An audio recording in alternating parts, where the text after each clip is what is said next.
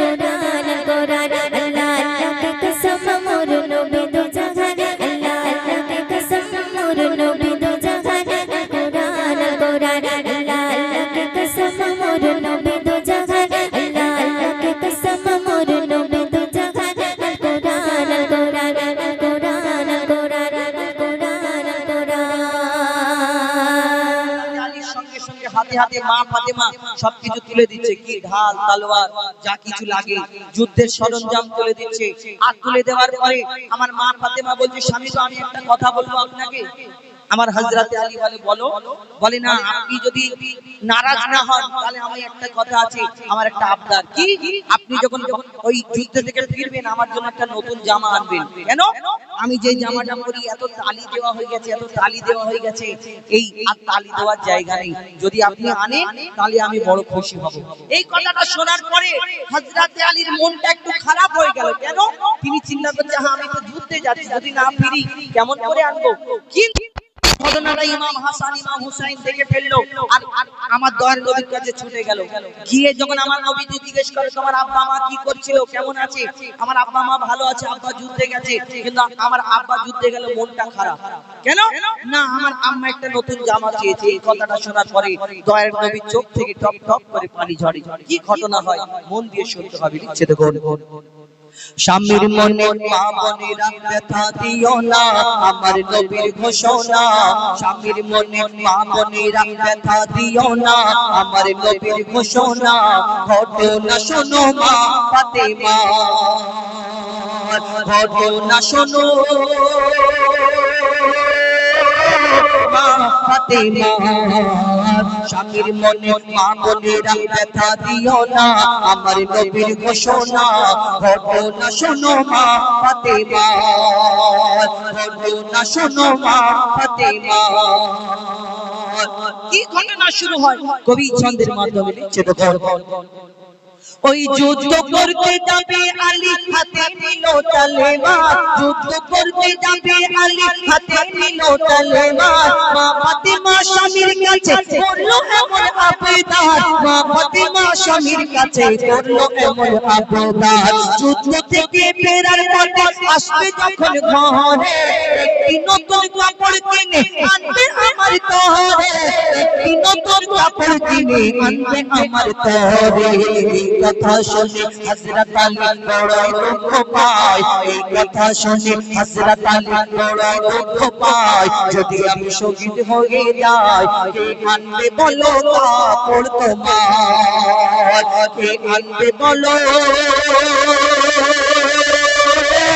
কাপড় তোমার এই বলে হযরত আলী যুদ্ধে চলে গেল ইমাম হাসান ইমাম হুসাইন দয়ার নবীজির ঘরে চলে গেল নবীজি জিজ্ঞেস করলো তোমার আব্বা মা কি করছে আমার দয়ার নবীকে যখন বলে যে আমার আব্বা মন খারাপ করে যুদ্ধে গেল মা বাড়িতে আছে এই কথা শোনার পরে আমার দয়ার নবী কি করে তারপর কি হয় কবি ছন্দের মাধ্যমে লিখছে দেখো ওই দুঃখ ভরা হৃদয় নিয়ে আলী গেল রহে দুঃখ ভরা হৃদয় নিয়ে আলী গেল রহে নানার কাছে ছুটে গেল হাসান হোসেন নানার কাছে ছুটে গেল হাসান হোসেন আপুর কাছে নতুন কাপড় চেয়েছে আম্মি জান তাই আপুর মনটা খুবই খারাপ ছিল যে সে পেরেশান আপুর মনটা খুবই খারাপ ছিল যে সে পেরেশান এই কথা শুনে দয়ার নবী কান্না থামে না এই কথা শুনে দয়ার নবী কান্না থামে না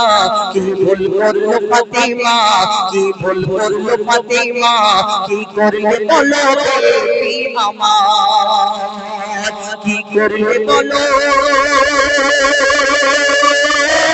বেবি আমার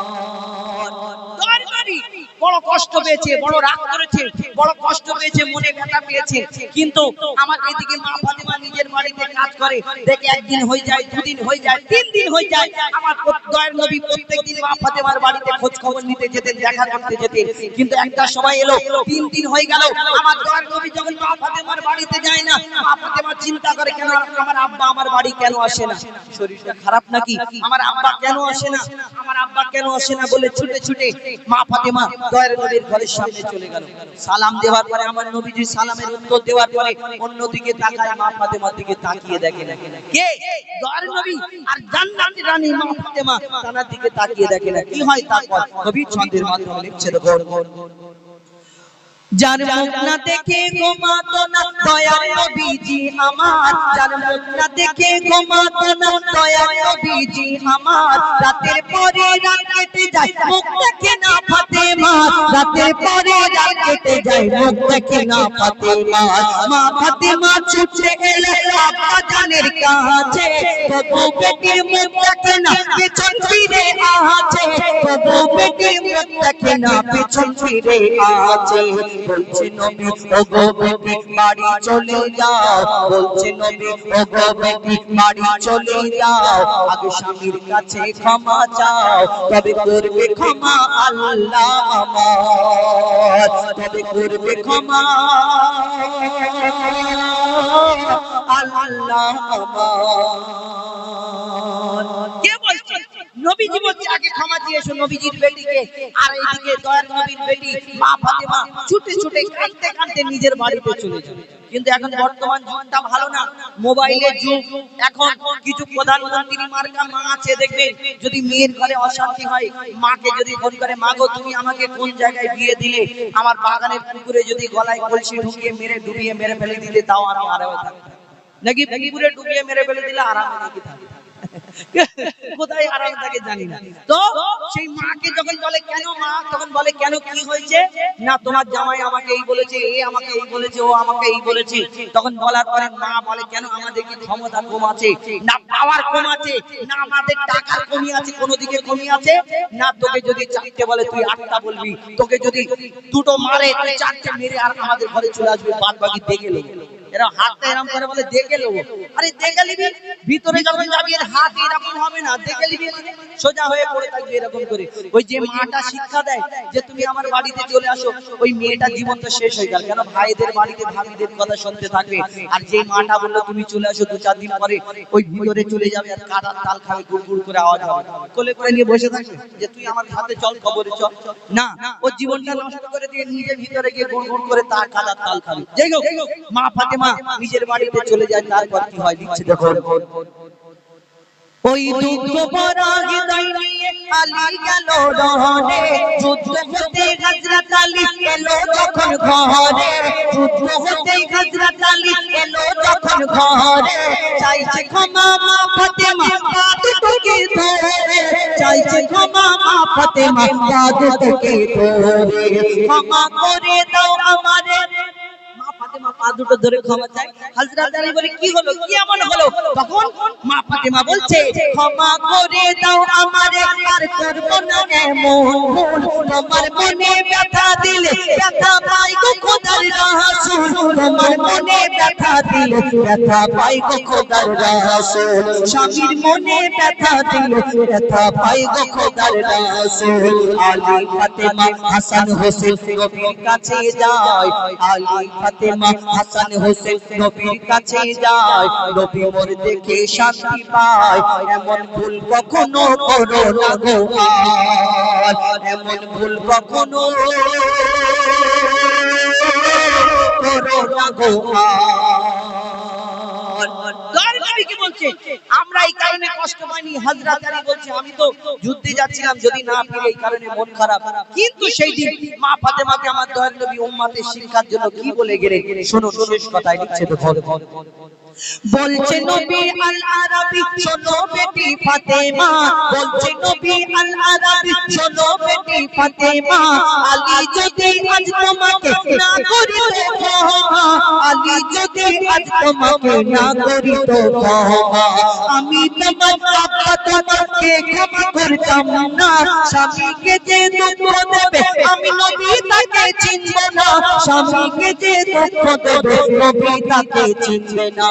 কেমন শিক্ষা দিয়ে গেল নবী তো জাহান, কেমন শিক্ষা দিয়ে গেল, কেমন শিক্ষা দিয়ে গেল নবী তো জাহান, বলে মুইদুল ইসলাম বলছিল না মা ফাতেমা, বলছিল না ফাতেমা, স্বামীর মনে মা বোনেরা ব্যথা দিও না, আমার নবীর ঘোষণা ঘটনা শোনো মা ফাতেমা। অনেক হয়তো আমার উপরে রাগ করেন এই গজল শুনে, মনে করে শুধু স্বামীরাই এ করতে হবে না, স্বামীরা যদি ভুল করে এর হিসাব হবে। এই সম্পর্কে একটা আমি লিখবো, আগেকার নারীদের আর এখনকার নারীদের পার্থক্য কি অনেক চেঞ্জ হয়ে গেছে। মোবাইল দেখে দেখে আমরা চেঞ্জ হয়ে যাই। কেমন, আগেকার দাদিদের যুগে দেখতাম, আমি কথা বলছি আপনাদের রাগ হচ্ছে না তো? হ্যাঁ, রাগ হচ্ছে না, অসুবিধা নেই। হ্যাঁ, আগেকার নারীরা তোমার দাদিদের যুগে দেখতাম, যদি স্বামী বিদেশ থেকে বাইরে থেকে কাজ থেকে ফিরতো, দাদিরা এরকম করে দাঁড়িয়ে থাকতো, কি লাগবে গো, গামছা লাগবে, লুঙ্গি লাগবে, পানি লাগবে। আর এখনকার নারীরা ফোন দেখে দেখে সব সমান সমান অধিকার চায়, বলে ওরা যদি এইটা করতে পারে আমরা কেন পারিনি। তো এখন যদি স্বামী বিদেশ থেকে কাজ থেকে ফিরে এসে বলে থাকো মনির মা, কচির মা, আমার সবুজ কালার লুঙ্গিটা কোথায়, আর দেখা যাচ্ছে যে লুঙ্গিটা কোনো একটা দড়িতে রাখা আছে, তখন সেই মনির মা যদি একটু কাজের চাপ থাকে, তখন সেই আর তার মুখের দিকে আর দেখা যাবে না। বাবা বলে চোখে চালিয়ে হয়েছে, মানে রাখা রয়েছে, জোরে জোরে বলো, দাঁত খিচে বলো, কোনো অসুবিধা নেই। যখন ভিতরে যাবে গুড়গুড় গুড়গুড় করে আওয়াজ হবে, বলে আল্লাহ একবার ছেড়ে দাও, আমার ওই কচির বাবের পা দুটো এমন জড়িয়ে ধরো জীবন ভর ছাড়বে না। আল্লাহ তোমাকে ছেড়ে দেবে, বলে ওই কচির বাবের পা ধরো, খুব আওয়াজ হবে, শুধু সে আওয়াজ শুনতে পাবে না। যাই হোক, আমি অনুরোধ করবো একটু মন দিয়ে বুঝবেন, চেষ্টা করবেন, এবং কোনটা ঠিক কোনটা ভুল আমাদের বোঝা নৈতিক কর্তব্য। আমাদের মা ফাতেমার জীবনীকে স্মরণ করা দরকার। এখন পরবর্তী অ্যানাউন্সার। আচ্ছা।